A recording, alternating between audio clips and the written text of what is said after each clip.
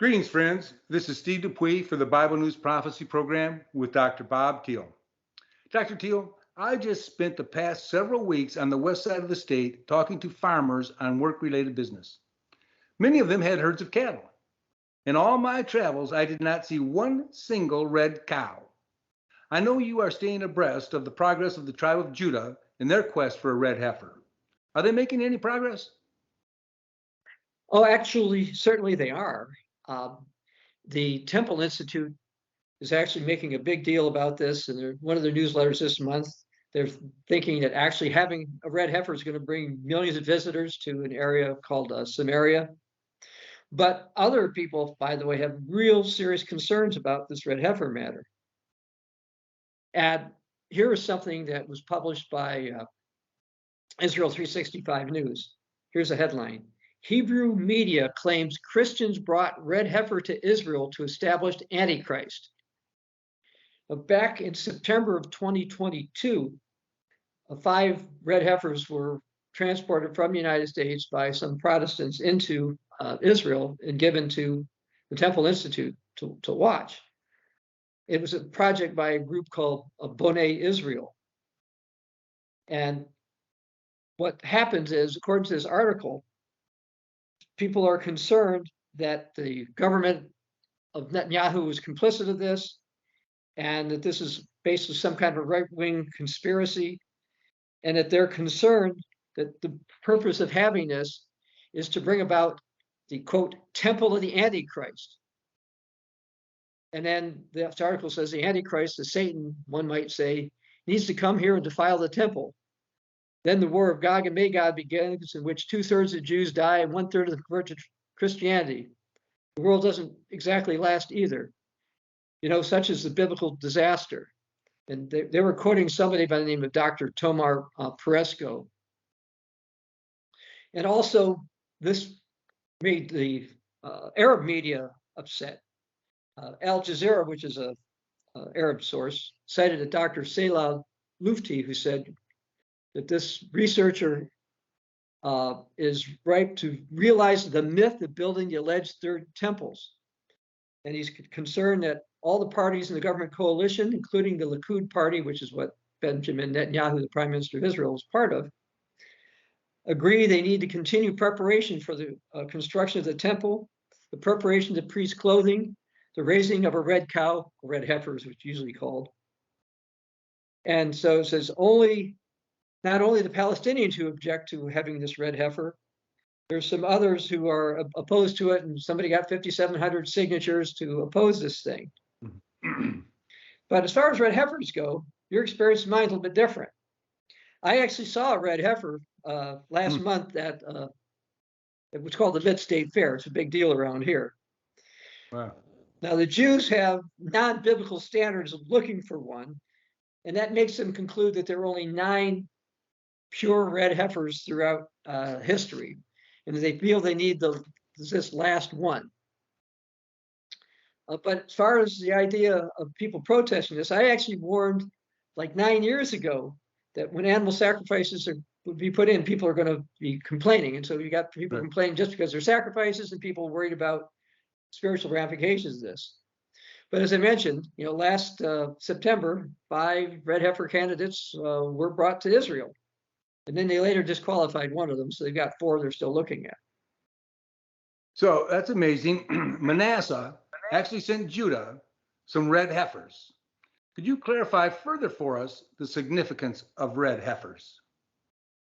Well, according to groups like the Temple Institute, the actual fate of the entire world depends on sacrificing an unblemished red heifer. And that's a cow, female cow that's at least 24 months old. Some believe, by the way, this could happen in the spring of 2024. As far as the red heifer, it's mentioned in the book of Numbers. And in Numbers chapter 19, verse 2, to speak to the children of Israel, bring you a red heifer without a blemish, that there's no defect, there's no yoke on it.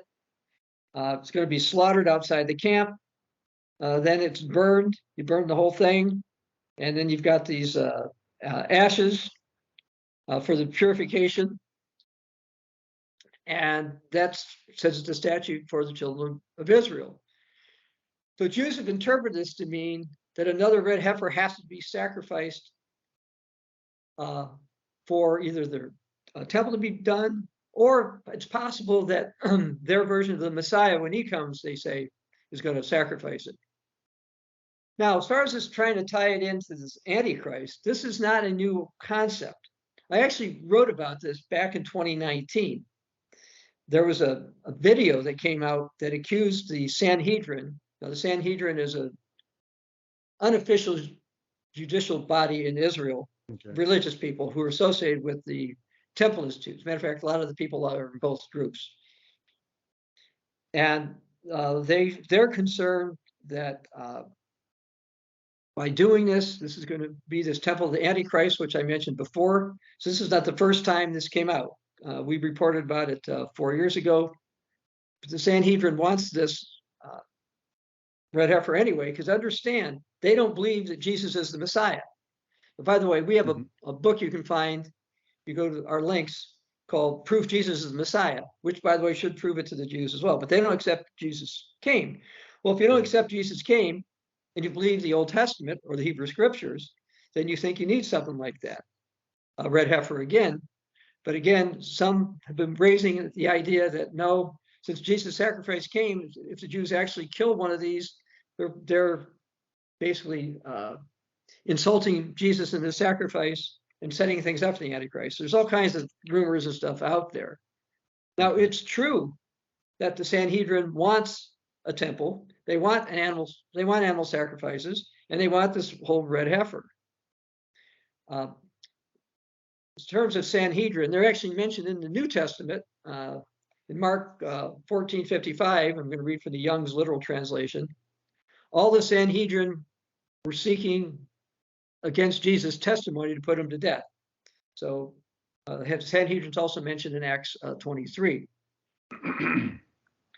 But the reality is that the Sanhedrin seems to believe that a third temple is needed to avert war. So some think, no, they're going to cause war. They think it will avert war. Okay. And here's an article, quote from an article. The Sanhedrin believe the temple project is the only way to avert the outbreak of another Mideast war.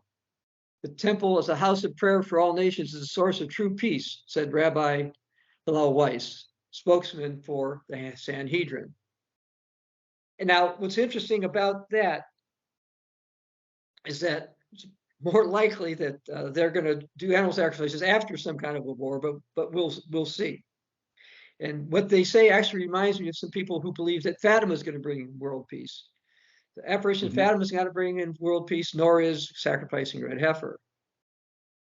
So, excuse me, in the U.S., temples are built all the time. If the Sanhedrin believe a third temple is required to avert a war, why not just build one? Basically, because one, they have to get rid of some things that the Muslims have on what they call the Temple of the Mount, unless they build it somewhere else. And there's speculation that the temple should be built somewhere else. So that's a major issue. They need political assurance, judicial approval to be able to do it. And so kind of, I think what they've been doing is saying, look, we've got the implements. Look, if we have a red heifer, and there have only been 9 in history, and the last one was like 2,000 years ago, this is a sign from God that we're supposed to do this. So okay. I believe that's what they think is going to happen. Now, the late Pastor General Old Herbert W. Armstrong, by the way, said that, clearly said, no temple is needed for this to happen, for Jesus to return and fulfill biblical prophecies in the New Testament. And he actually says it's inconceivable that Israelis who have the old Jerusalem could ever demolish the Arab Muslim Dome of the Rock or build something that's better than Solomon's temple. So there's political reasons. Okay, so what will they do if they can't build a temple? Well, if they can't build, they are going to build something. They are going to do sacrifices.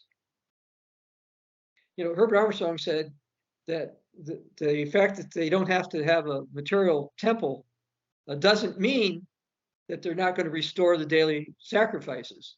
And that is going to happen because sacrifices are prophesied to happen in places like Daniel 9:27, Daniel 11:31, and Daniel 12:11. So how can how can there be sacrifices without a temple? Where would they take place? Well, all they need is an altar. And actually, they put in an altar. They have an altar that they did a sacrifice for a while back. And there's a scripture, by the way, in the book of Ezra, Ezra chapter 3, verse 6. Let me read this. From the first day of the 7th month began they to offer burnt offerings unto the Lord, but the foundation of the temple of the Lord was not yet laid. So in other words, back in Ezra's time, first temple was destroyed. They hadn't done the second temple, and they were doing sacrifices. So biblically, it's not required. Also, I personally checked with both the Sanhedrin myself years ago, as well as the Temple Institute when I was in Israel, and both of them said, we do not need a temple in order to resume sacrifices. It's just not necessary. My position is, and always has been, they don't believe the Jews are going to be allowed to completely tear down the Dome of the Rock. Of course, it could get destroyed by war or something, and it's not impossible the Jews couldn't build any kind of a temple. Basically, what they'll probably do is either have a tent or build some kind of a small structure. But the reality is, this is what they want to do. You know, biblical prophecies are going to come to pass, and so there are going to be animal sacrifices resumed. Now, as far as, do we actually really need a red heifer? Well, not Christians. In the book of Hebrews, the New Testament, it talks starting in chapter 9, verse 11, says Jesus came as the high priest of good things to come. Not of the blood of goats and calves, with his own blood, and for eternal redemption. It says, verse 13, for if the blood of bulls and goats and the ashes of a heifer, sprinkling the unclean, sanctifies the purifying of the flesh, how much more the blood of Christ, who through the eternal Spirit offered himself without spot to God. So Jesus will provide us our eternal inheritance. He doesn't have to be sacrificed again. Why bother with a red heifer if Christ already cleansed our conscience from dead works and paid the redemption price for violating the first covenant?